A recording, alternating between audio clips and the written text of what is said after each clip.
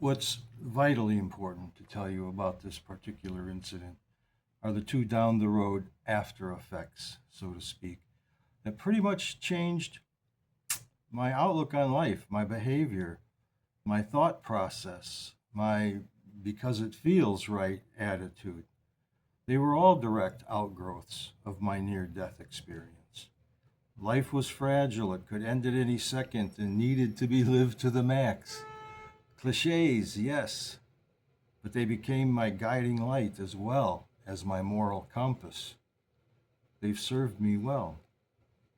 The first sign, a decision really, that showed how I, although only 17 at the time, wanted to assert my own wishes and desires, appeared during the university selection process, 1972. I didn't realize it was self determination at the time. I probably wouldn't have understood the meaning of the word, but later on, I realized that this was exactly what was happening. Me trying to control what I did in order to achieve my goals.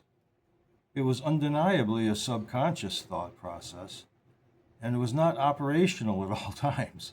There were long stretches where I was lost, floundering, no goal in mind, except to party, drowning my sorrows, or trying to erase the disgust I felt about my situation through booze. Misery permeated all aspects of my life. My job, meaningless. My location, crappy hometown. And my friends, traitorous bastards. My parents had selected a school, a college, university in Dubuque, Iowa, for all the reasons they felt were important.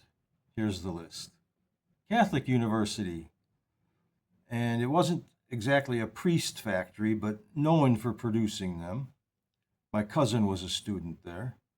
My cousin grew up only 15 miles from the university support system nearby. It was only a 2-hour drive from my hometown. My choice mirrored a couple of their reasons, but not by plan. Here's my list. Catholic University in Milwaukee, Wisconsin. Not just Catholic, but Jesuit.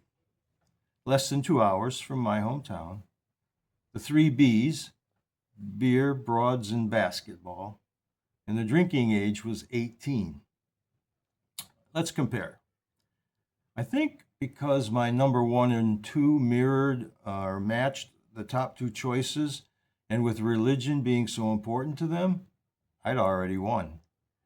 The other factor that didn't hurt my cause was cost. The tuition at each school was very similar. Although I never vocalized the last four reasons, my parents weren't stupid. They knew I could drink at 18 in Wisconsin. I was already crossing into Beloit, Wisconsin to drink on the weekends at 17. Maybe they thought the Jesuit influence would temper my desires to imbibe. They were wrong. So in 1977, I graduated from Marquette University, and for a long time, considered those to be the best 4 consecutive years of my life.